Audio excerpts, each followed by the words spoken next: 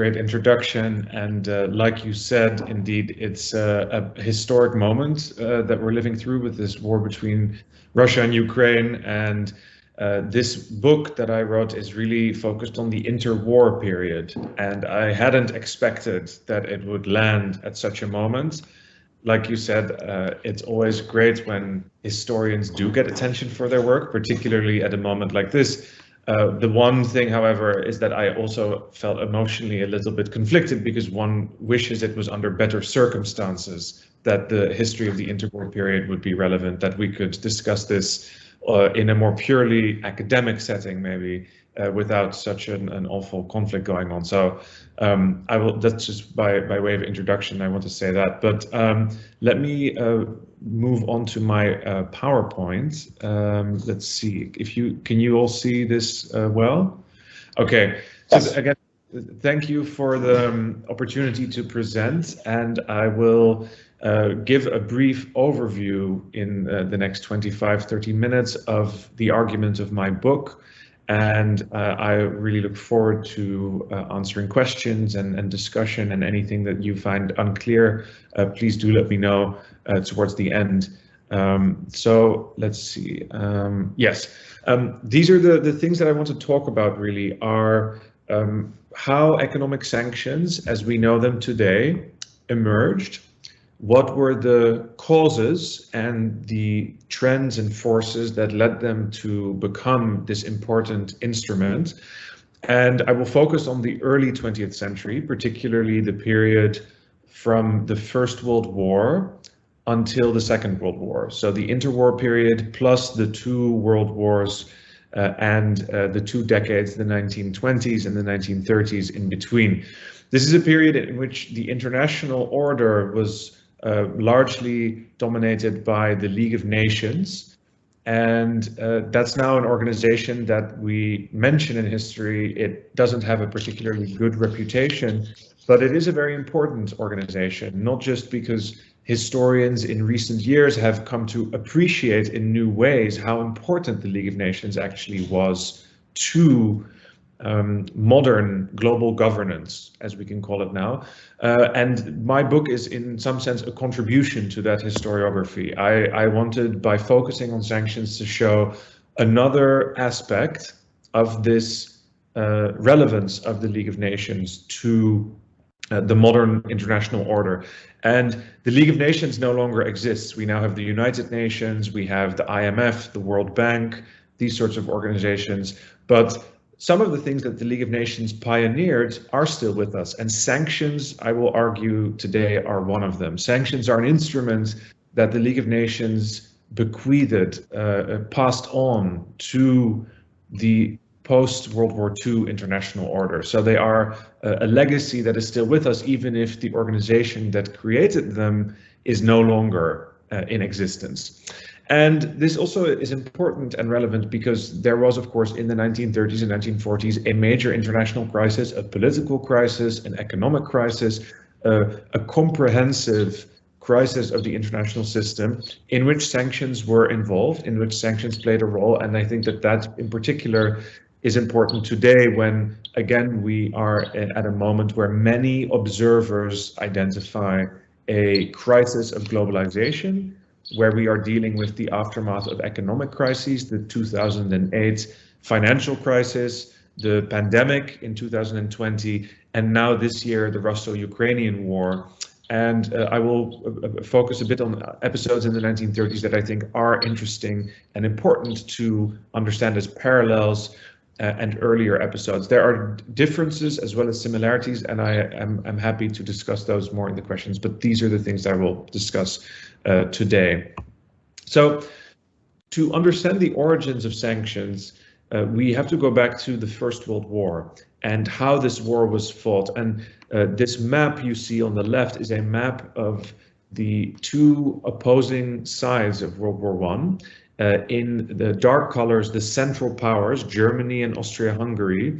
And this is a map from November 1914. So Italy is not yet in the war, that of course only begins in May 1915, but the broad coalition of the Central Powers is already there, and the Ottoman Empire is about to join. So Turkey at the bottom would also become colored in dark and enter the Central Powers. And what was interesting about the world in which World War I erupted was that it was already highly globalized. So we can think of the period, the fin de siècle, the Belle Époque, from the 1880s until 1914, as some historians have called it, the first great era of globalization, in terms of trade, commodities circulating around the world, but particularly European states becoming more and more dependent both on exporting to the rest of the world, but also getting food, energy, and important materials from the rest of the world. So interdependence, countries being economically dependent on each other, was already very much a fact of the world system when World War I began. And as a result of this, it played a role in how the First World War was fought. Because we focus, of course, on the war in the trenches, the relatively static military combat of World War I, particularly on the Western Front.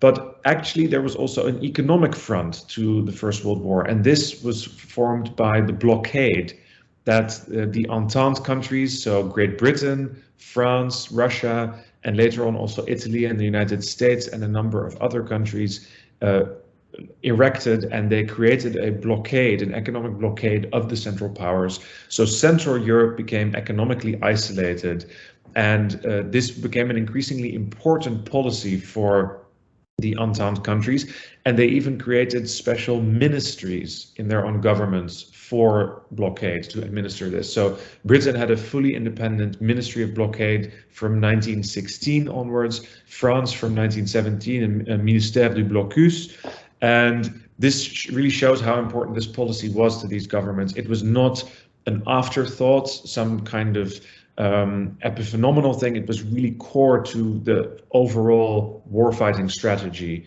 of the Allied countries. And towards the end of the First World War, it became clear when particularly the United States had joined the Entente and they had renamed themselves the Allied and Associated Powers, that the resources controlled by this Allied coalition were enormous. So if you look at all these different commodities, and particularly the column on the left here is important to look at. And then if you want to get a quick overview, look at the percentage here. In all of these commodities, or almost all of them, the Allies have a majority of crucial supply by 1918 that is in their territory or controlled by companies that are owned in Allied countries. And in some cases, they have a monopoly. So cotton, jute, for example, rubber almost, and a number of other commodities, rice. The Allies really are in a totally dominant position. And the only commodities in which the Central Powers have majorities are actually only 5. Barley and rye, so two kinds of grains, dark grains, right, for making bread of various kinds. Beet sugar, which was an important form of sugar before cane sugar from plantations became dominant. Flax, which is used for rope making, and finally manganese, which is an important metal used to make steel harder and make it stainless. So only 5 crucial commodities were the Central Powers actually in a position where they had the majority. All the other ones, the Allies were dominant. And this was important because in the final year of the war, the Allies began to make plans for how to rule the world after the war ended. And one of their plans was to create a new organization, the League of Nations, the Società delle Nazioni, which would control these resources and use the power of these resources to shape world politics and to keep peace. And the idea that the blockade inspired was, if a country breaks the peace, if there is a threat to peace, then the entire League of Nations can prevent commodities from being traded with this country, and it will force these countries to stop their plans for war it will make it impossible for them to wage war. They cannot get access to these resources. So in the year after the war, when the armistice, the ceasefire had taken place, but there was still an open question for what is the post-war international system going to look like, there were negotiations. And the League of Nations had one article, Article 16, in its founding document, which was called the Covenant. This was all part of the Versailles Treaty that created the League of Nations. And Article 16 said two things. There would have to be a sanctions procedure against any country that broke the peace, an aggressor state. This was a negative economic weapon to try and deprive resources. Deprive that country of resources, but there was also a promise in there of a positive economic weapon. So using financial aid, logistical support to states that were victims of aggression. So deprive the aggressor of resources and provide the resources to the victim of aggression. This was the idea behind Article 16 of the Covenant. And at the conference where this was negotiated, the Paris Peace Conference, another important decision was taken, which is that in order to get all the Allied countries on board, traditionally this policy of economic pressure was part of war. But what emerged in these negotiations was that the League of Nations would be able to use this pressure without creating legally a state of war. It would not declare war, and the aim of the sanctions was precisely to avoid war, prevent war from happening. So this is important because it means that sanctions from this moment on, for after 1919, and this is still the world we are in today, sanctions are a peacetime instrument. They are no longer a wartime instrument. Before World War I and in the war, they were part of the armory of wartime instruments. After 1919, they become part of the instrumentarium of peace. But of course, this is a sudden shift. It's a redefinition, and not everyone accepted this redefinition easily or quickly. And this is one of the reasons why sanctions have been such a controversial technique as well, because they involve changing something that was part of the instrumentarium of war to the instrumentarium of peace. And another thing that was important about sanctions was that there was a certain logic to how they were used. And in a way, sanctions were a form of total pressure. The entire civilian society of the potential aggressor state would be exposed to pressure. And in the League of Nations, this is a committee of the League of Nations in 1921, the so-called International Blockade Committee, which met in the autumn and summer of 1921. One of the officials that also was involved in these negotiations put the logic of using sanctions against civilians very clearly, because the League of Nations' aim was to prevent war. It had a big humanitarian mission. So why was it ethical or allowed to put such pressure on civilians and put such pressure on civilians while being at peace? This was quite a difficult thing to justify. But one of the officials in the League, Arthur Falcon, wrote in 1924, he said, "It is starvation of the general population, and in particular of the poorest people, which is likely to cause such trouble in the aggressor country that it must give way, it must yield." And he also argued, we should make sanctions as automatic and as terrible to the entire government, fighting forces and civil population of the aggressor state. And the more successful we are in making life in the aggressor state intolerable to the ordinary man and woman, the more likely are we in a modern democratic state to break down the resistance of the recalcitrant state, or indeed prevent a potential aggressor from becoming recalcitrant. So this is an absolute, when I found this document in the archives, my mouth fell open, because it is very rare for historians, right, to find people in the highest positions of power spelling out the logic of this sort of pressure so clearly. So this was quite an exciting, although also a disturbing moment in the archive, when in the League of Nations, an organization really, in many ways devoted to peace, you find this kind of a statement about making life as intolerable as possible, and that is actually the way that they hope to preserve peace, or at least the threat of doing this sort of thing.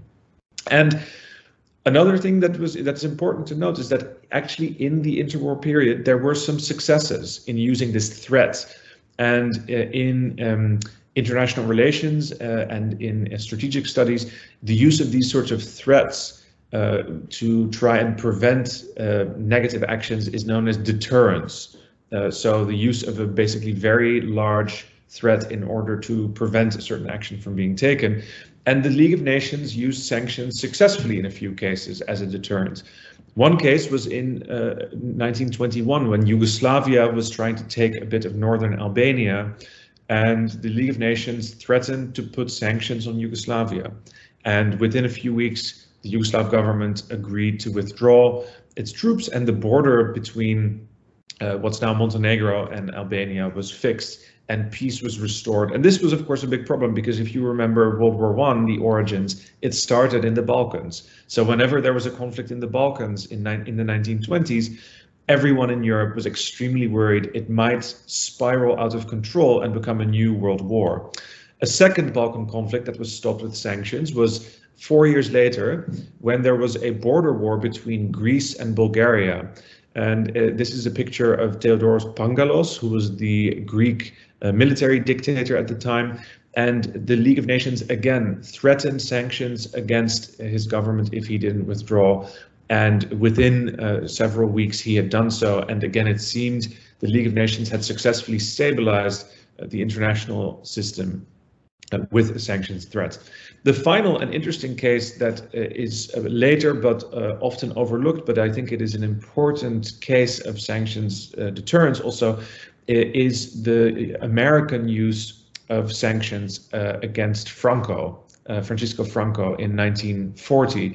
And this is important because Franco was, at this time, he had just won the Spanish Civil War on the nationalist side, and he was contemplating joining the Axis with Hitler, Mussolini, and also this is right before the Axis is formalized with Japan in the summer of 1940. But Hitler particularly really wanted to have Franco on board, and at this moment British and American sanctions on oil shipments to Spain convinced Franco not to do this, because he realized if he would join in the war, he would be exposed to these oil sanctions, and he decided to remain neutral.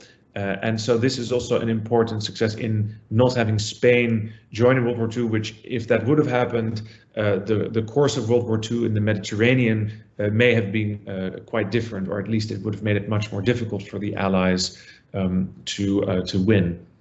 So these are some successes, but of course the League of Nations did not manage to preserve peace in the interwar period, and this is why it's important to look at what sanctions did in this international crisis in the 1930s.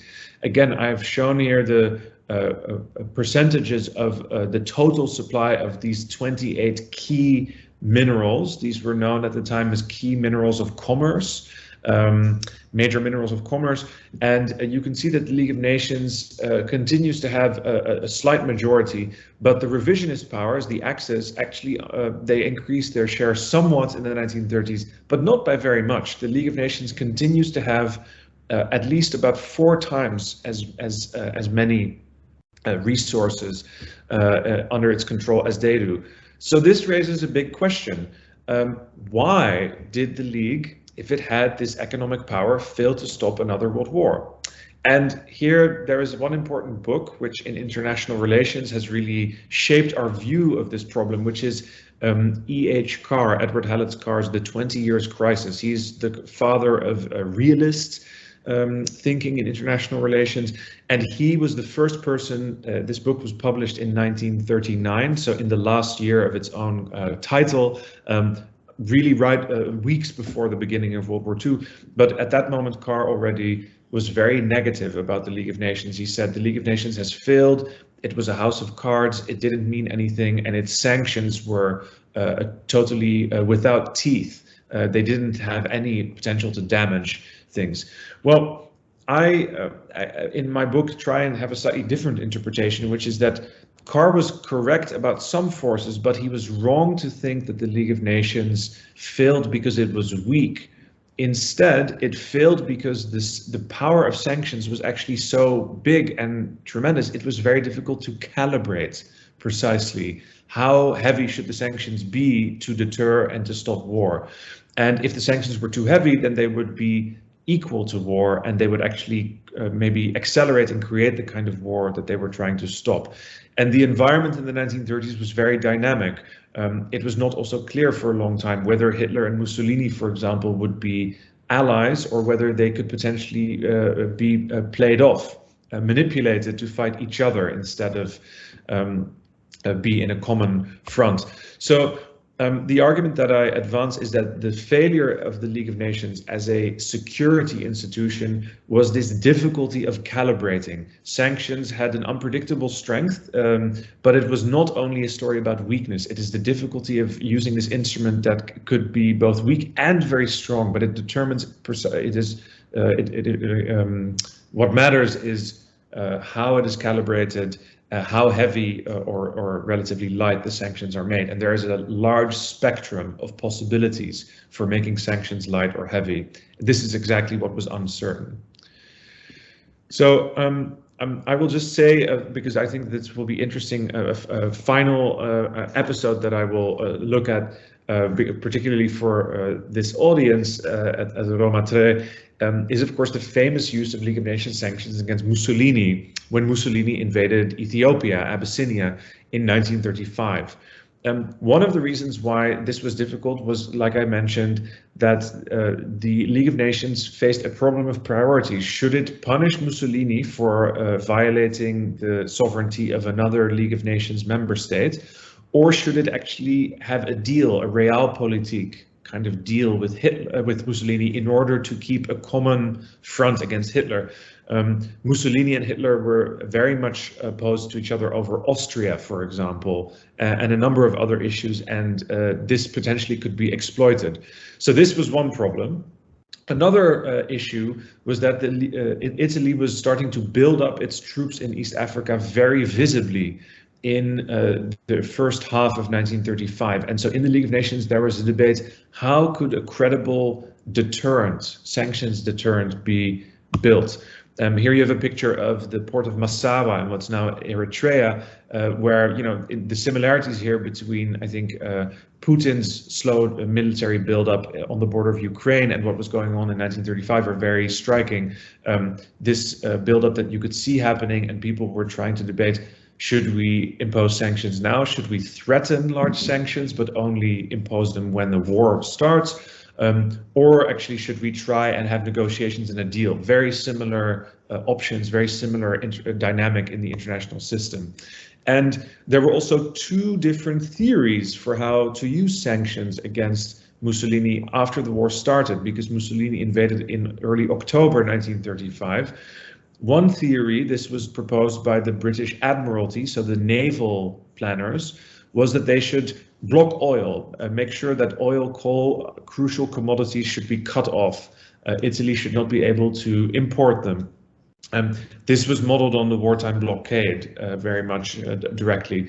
But there was another theory which was proposed by the Treasury in Britain, so the more financial experts and economists, and they said, we want to ultimately, stop Mussolini, but also keep him potentially on our side in the long run against Hitler. So let's have pressure that is more gradual and that works financially. That basically means that Italy will run out of money with which to continue the war, and there will have to be a territorial deal. And so we focus not on using sanctions that will lead to the collapse of Italian society, like oil sanctions, but rather we will make sure that the war treasury, the war chest, runs out of money. And to do that, we block Italian exports. So Italy would no longer earn export revenues. And there's an embargo on buying anything from Italy. And this is indeed what they did. The problem, the theory was interesting and sophisticated. And if there had been more resistance and better opposition from the Ethiopians, it may have worked, actually. But the problem was that this created a time race. On the one hand, the armies of De Bono and Graziani advancing on Addis Ababa, and on the other hand, the Italian foreign exchange reserves, valuti and foreign exchange reserves running out slowly as a result of these sanctions, and ultimately the army won against the sanctions. So this is a risk of using sanctions in war. Economic weapons are strong, but maybe they are not quite as strong or not quite as quickly in how they operate. They take time to work. And this is a problem, I think also we are seeing now in the war in Ukraine, that the sanctions have worked to stop Putin from taking over Kiev, but they actually are taking quite a long time to weaken the Russian military machine, certainly not as quick as some people would have hoped. So this is where I make a final point also about one of the dangers of using sanctions, and this is important, I think, at the current moment also when there are tensions between the West and China, which is that sanctions, even when they have a good intention, can have an unintended effect of strengthening self-sufficiency and autarky. In Italy, Mussolini used the sanctions to launch a mobilization campaign. Here, I love this as an illustration of this sort of propaganda used by the fascist regime, the anti-sanctionist triptych. Women giving their gold jewelry, but also children and volunteers of the black shirts went all over Italy to collect scrap metal so that there would be ore and metal for the factories to produce steel for armaments and weapons. And ordinary citizens were trying to convince to give their savings in the form of loans to the state. So nationalist mobilization, this is a risk of sanctions. We see this in Russia also. We've seen it in Iran, in North Korea, in other cases. And in the 1930s, this also contributed to the desire that the Nazi Germany had, for example, to not have autarky. The Nazis were already economic nationalists, but they did want to, as a result of the sanctions, have autarky more quickly even still. And during the League of Nations sanctions, they launched the 4-year plan. And this is a poster where you can see Hitler saying, "Give me 4 years' time, and I will make Germany independent of resources." And in this way, Germany said what would happen in World War I when the blockade worked, because we didn't have enough supplies, will not happen again in the 1930s and 40s, because we will now have access to the resources of Eastern Europe and our allies, and we will have created new technologies such as turning coal into oil that will help us to withstand the blockade. And the final, most dramatic unintended effect of sanctions was in Asia, where Japan was very dependent on imports also from other countries. Japan, as an island state, totally had to be supplied by transport. And over the course of the 1930s and 40s, you can see here in gray, these bars in gray show the share of imports into Japan that comes from the United States. So as Britain and others reduced their exports to Japan and the British Empire, Japan became ever more dependent on the United States, and this ultimately led them, when the United States imposed an oil embargo, to attack at Pearl Harbor in 1941 and to decide to take over Southeast Asia with an invasion, a military invasion, by December 1941. I will skip this, but I will just end with a few brief conclusions on how to study sanctions in history and why I think that this is important. One lesson is that sanctions, we think of them as humane, as an alternative to war, but historically they are a product of this early 20th century era of total war, of the interwar period, the 1914 to 1945 era of total war. We have not, in that sense, superseded it, but we are still using an instrument that was first developed in that period and modeled on economic blockade. The second important point is that sanctions always interact with the global political and economic environment. Timing, the conjuncture is very important. Right now, also, we are in a conjuncture, right, where we are just recovering from the COVID-19 pandemic. There are still issues, lockdowns in China. There are already energy prices that had been going up even before the war, now go up even more. So This timing makes it difficult at some moments and easier at other moments to use sanctions. But sanctions don't always have the same effect because the background circumstances, the conjuncture of the world economy can be different at different moments, and this needs to be taken into account. And finally, the reactions to sanctions mean we should study sanctions using political and economic history, political economy, but it's also shaped by culture. Countries have national ideas that they are willing to suffer economic pain for. The memory also of deprivation and of blockades and of war in the past can make countries more determined to resist economic pressure. So ideology and strategy are important in this as well. We have to have a holistic view of sanctions, not a purely economic or a purely political view, but think about all these different domains to really capture their historical impact. So thank you very much for your attention, and I'll stop sharing now, and I'd be very happy to answer any questions that you have. So thanks a lot, Nick. Let me just, voila.